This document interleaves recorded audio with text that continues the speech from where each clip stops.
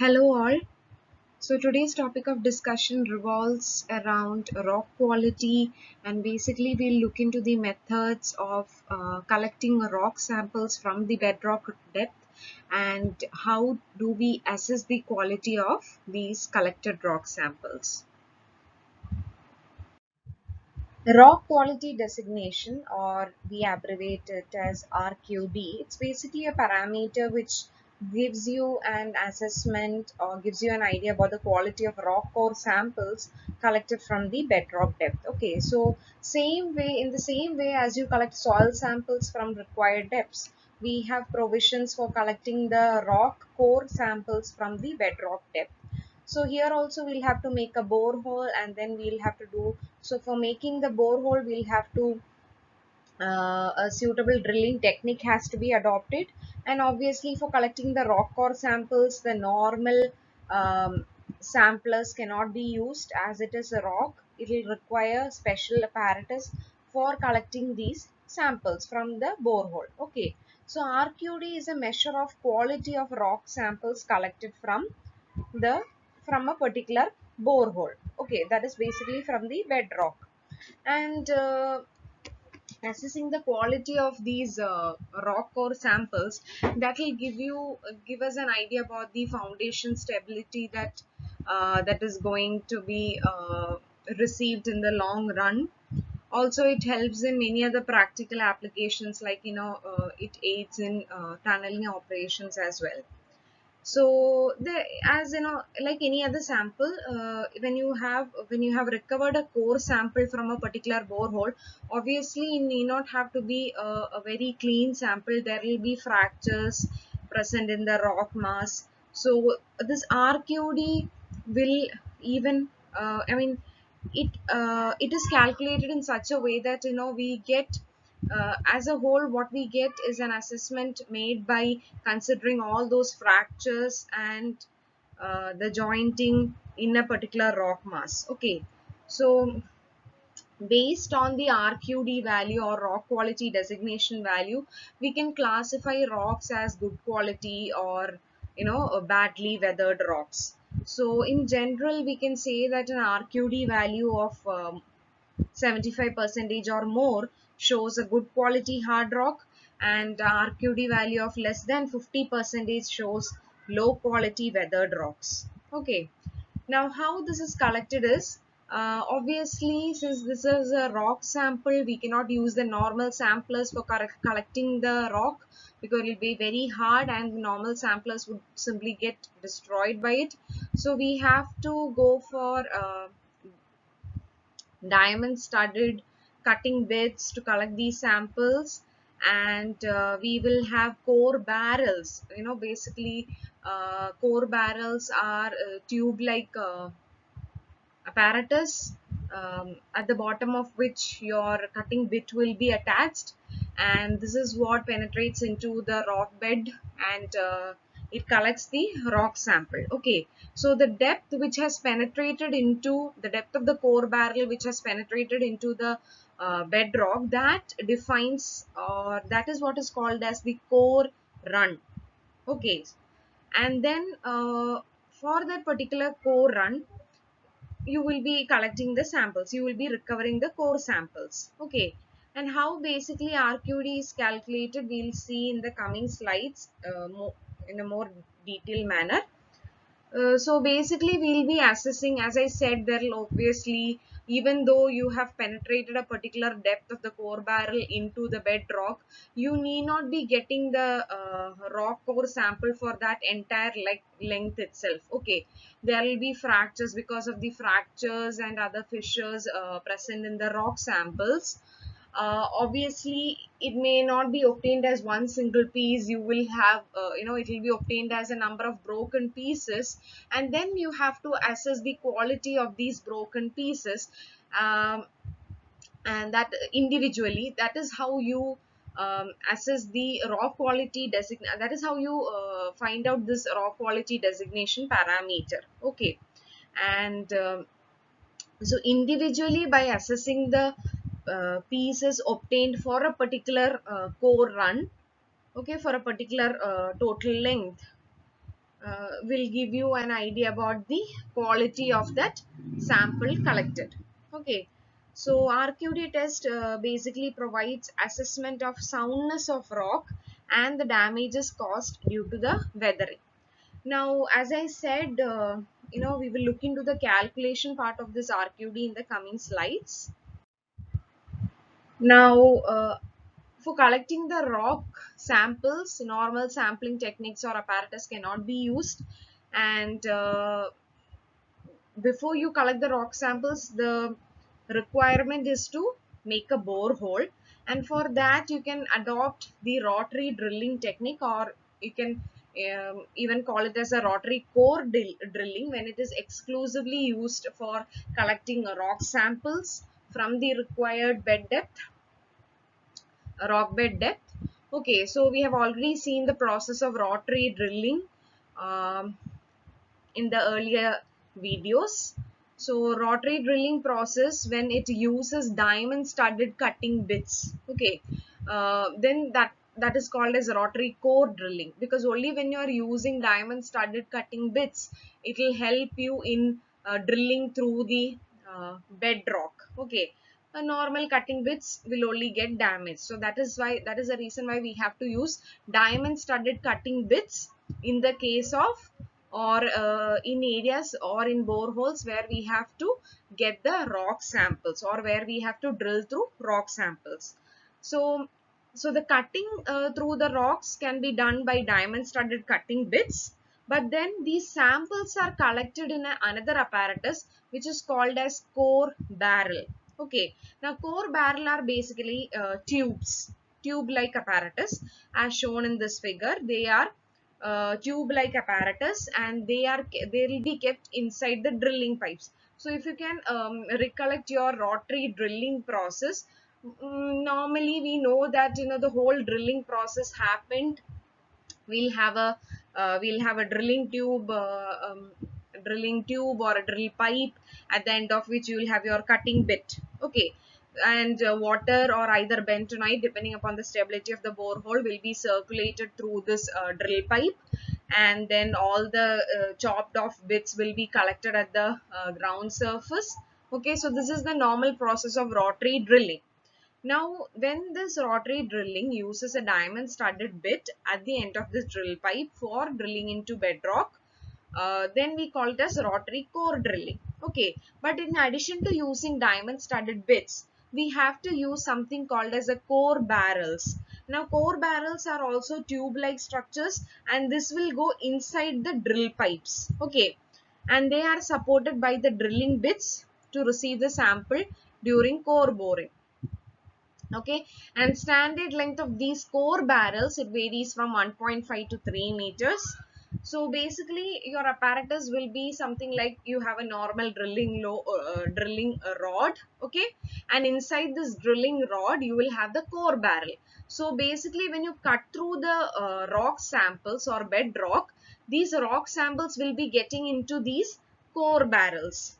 Okay, so your rock samples are actually will be actually getting collected into these core barrels, and later these uh, as the cutting proceeds by means of the diamond bit, the rock samples will be getting into the core barrels, which are kept inside the drill pipes. Okay, so once the core has been completely recovered in that required for the required depth, then what we do is we will just remove the entire apparatus. We'll take it, we'll bring it to the ground level. We'll take out this core barrel from the drill pipe. Okay, and then we can collect the rock samples into, whatever samples have been collected into the core barrel can be put into a core box, which is exclusively for the purpose of collecting these rock samples.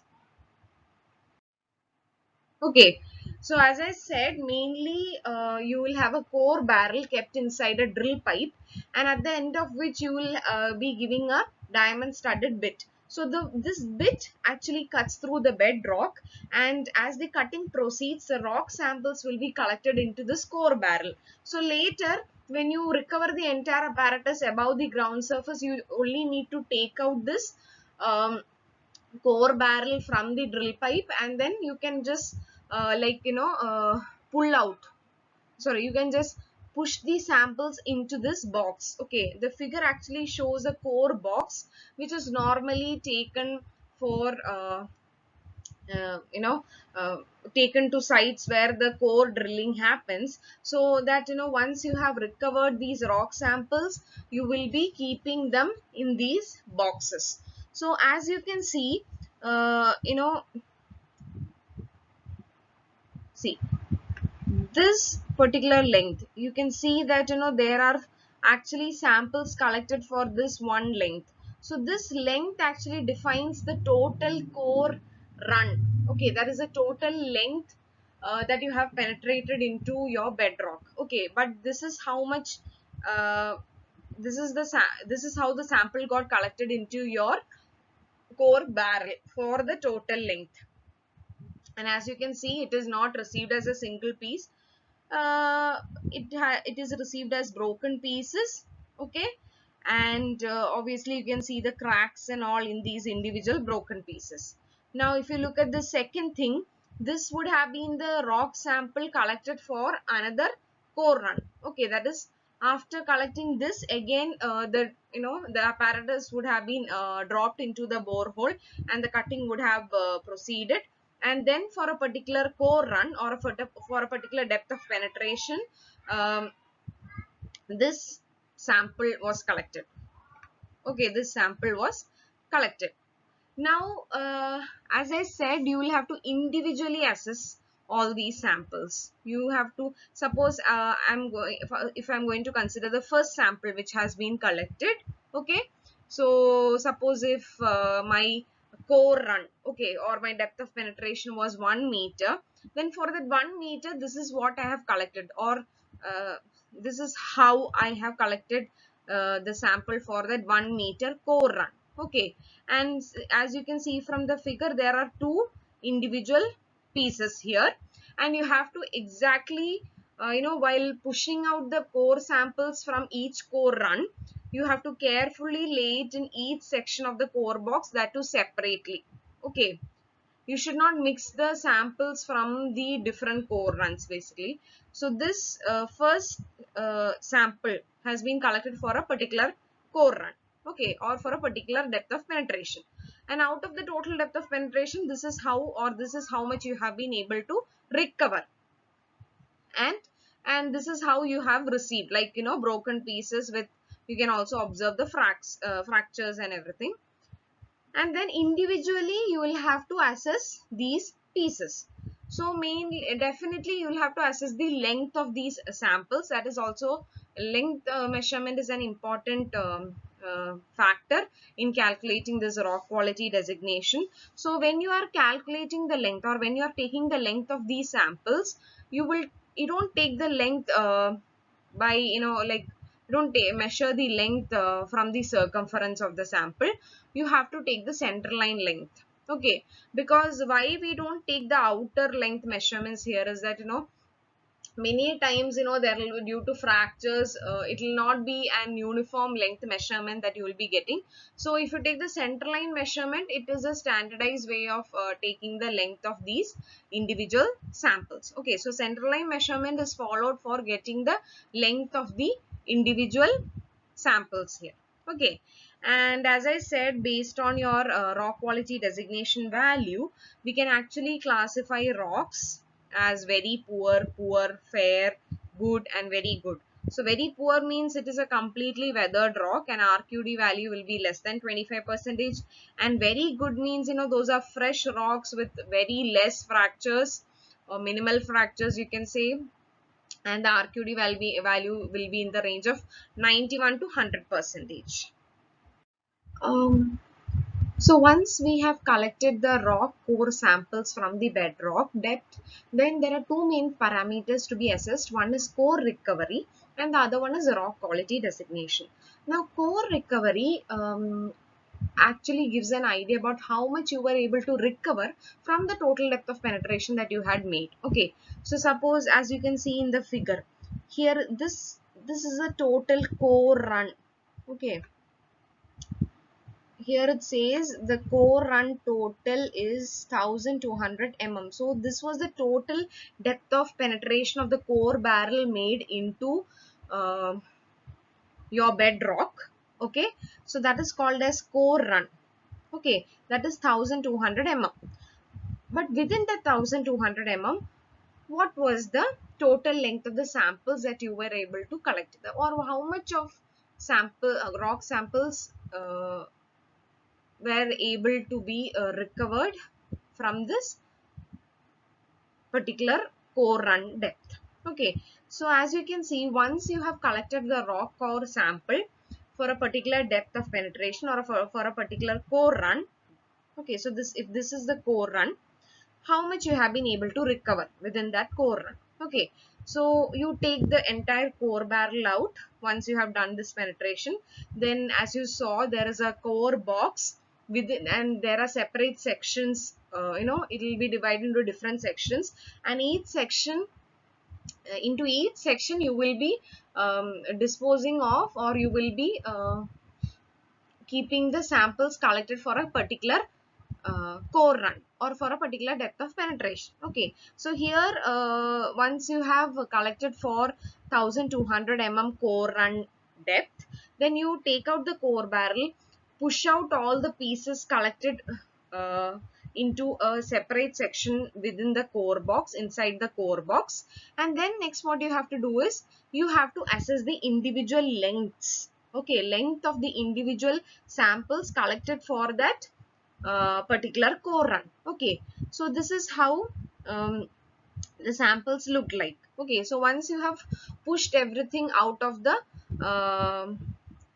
core barrel into your core box, into a dedicated section, this is how the samples would lie on the on that core box. Okay, and now you have to individually assess. This is one sample, based on the fractures you have to identify the individual broken samples. Okay, so here they have identified that up to this much you can consider it as one sample. Then here to here is another sample. Okay, then from this point to this point is another sample. That is all based on the, you can see it is basically it's based on the cracks or the amount of weathering that you observe in the individual samples. Okay, so based on that, you have to separate out the broken pieces and identify it as the different individual pieces collected from this particular core run. Okay, so once you have identified that, then you have to individually measure the length of each pieces. Okay, so when you take the length of the individual pieces, you basically have to take the center line length. Okay, so then you have made the length measurements of these individual pieces as 250 mm, 200 mm, again 250 mm, 190 mm, 60 mm, 80 mm, then 120 mm. And here for this particular section, there was no sample obtained, so you just record it as 0 mm collected. Okay, so once you have pushed out all the broken samples from the core barrel into the core box, then you have to assess these samples individually, identify how you are going to um, differentiate between the broken samples. And then you have to find out the length of these individual samples, centerline length of these individual samples. Okay, then core recovery implies from this 1200 mm core run, how much sample were you able to recover. Okay, so that means all the length which you have calculated, that is all these samples have to be taken into consideration, because this is the actual number of or this is the actual amount of core samples which you were able to collect from for a core run of 1200 mm. Okay, so as you can see here, the total length of rock recovered is 250 mm plus 200 mm plus 250 mm plus 190 plus 60 plus 80 plus 120 plus 0 mm. Here nothing, for this particular line nothing was recovered. Okay. So that was the total length of the core rock sample recovered from a core run depth of 1200 mm. Now the total core run depth is or length is 1200 mm. So out of that, a total length of 1150 mm of rock sample were able to be recovered. So your core recovery will be this total length of rock recovered divided by the total core run length. Okay, that was 1200. So that into 100 you will get it in percentage. So this is the this will give you an idea about, this is how much you were able to recover for a particular depth of penetration. Okay. Now that is a core recovery. Now rock quality designation is, as the name indicates, it is a parameter which will assess the quality of the rocks in particular. Okay. So here you will consider only those individual pieces which are very sound. Okay, in quality. In terms of quality, it has to be very good. So you will consider only those pieces which are very good in quality. Okay, for calculating rock quality designation, because ultimately from the value of rock quality designation you will be able to assess the quality of rocks. So only the sound broken pieces should be taken into consideration for calculating rock quality designation. Whereas for calculating core recovery, you can consider all the pieces as such, how you had received from the borehole, how much you had collected from the depth. You can consider all the pieces. Okay, whether it was fractured, whether it was weathered, it doesn't, irrespective of that, all the core pieces have to be taken into consideration for calculation of core recovery, because we only need to get an idea how much we were able to recover, okay, from the total depth of penetration.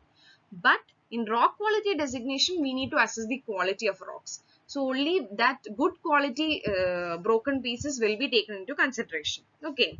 So that is why rock quality designation will be the sum of the length of sound pieces, okay, which are greater than 100 mm. Okay, so as you can see, when you had individually assessed the length of each broken pieces, there are some lengths which is like 60 mm, 80 mm and all. Okay, so these are less than 100 mm. So the first thing is that when you are considering individual pieces for calculating rock quality designation, only those pieces which are having length greater than 100 mm or 10 centimeter will be considered for calculation. That is one thing. Okay. Then the second thing is that the pieces, if it is highly weathered, if the pieces are highly weathered or fractured, then those pieces will also not be taken into consideration for calculating rock quality. So that from the figure and all, you will get a clear idea, or from the specifications given, you will get an idea whether a particular broken piece, like how the quality of a particular broken piece is. Okay. So here, uh, you can see that for rock quality designation, again we have to look into this data. Okay, so the first piece is 250 mm, and as you can see, it is not highly weathered or fractured piece, so we can consider 250 mm for the calculation of RQD. Okay, but if you see the next portion, okay, it is L is written as 0 here, because this is a weathered portion. Okay, it is not a very good quality rock piece which you have obtained in this area. Okay, so you will not consider that length for rock quality designation calculation. So that is why L is 0. L is 0 for RQD calculation. Okay, as per the requirements of RQD calculation, this particular length of the broken piece has to be cannot be taken. Okay, so we just mention it as 0.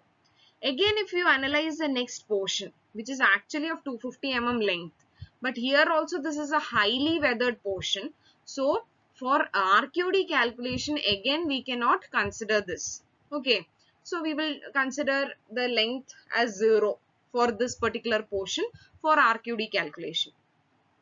Next, when you see the next length of the broken piece is 190 mm, we will take that, okay,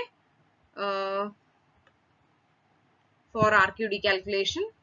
Then you can see that the next two lengths, that is 60 mm broken pieces, are 60 mm and 80 mm. So which means, already we have a requirement that only those pieces whose length is greater than 10 centimeter or 100 mm will be taken for RQD calculation.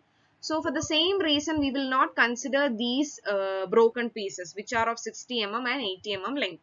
Okay, so we'll not consider that for RQD calculation. Then what do you have is 120 mm length. Okay, so the next length mentioned here is 120 mm. Okay, so here you can see that it has been recorded there was a mechanical break caused by drilling process. So this was not an intentional thing, it was not a fracture. This what you see here, okay, this thing, it's not a fracture within the core sample, it was a separation which was caused due to a halt made in the drilling process. Okay, so actually this sample should have been obtained like this. Okay, but because there was a mechanical break caused by the drilling process, you obtained a fracture. It's not a fracture because of the break.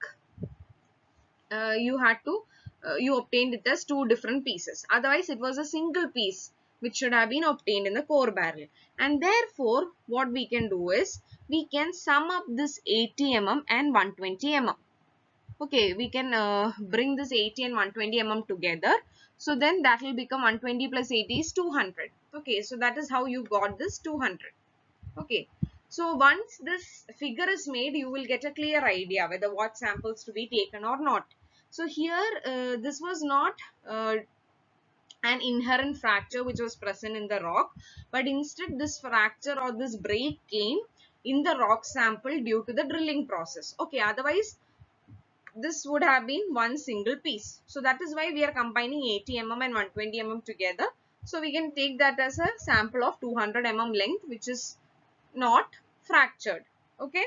So then the RQD or so the total length of sound pieces will now be 250. That is this 250 mm plus this portion of 190 mm plus this portion of 200 mm.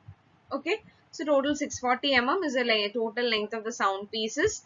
Now RQD will be this length of sound pieces divided by again the total core run, that is the total depth of penetration made for 1200 mm. Okay, so core run is 1200 mm. So the 640 divided by 1200 mm when expressed as a percentage will give you the rock quality designation. Okay, so here as per this rock sample, it is 53%. So as per the table that I showed you previously, it's a fair quality rock. That is, the rocks are moderately weathered. Okay. So basically these are the two parameters that we mainly calculate once collecting the rock samples from the bedrock. Okay, so core recovery is only to give us an idea about the amount of rock sample recovery that we were able to do for a particular core run length. Okay, but rock quality designation purely gives an idea about the quality of rock sample that you have taken for a particular core run. Okay, so this is the difference between the two. Now this is all about rock quality designation and its calculation. So thank you all.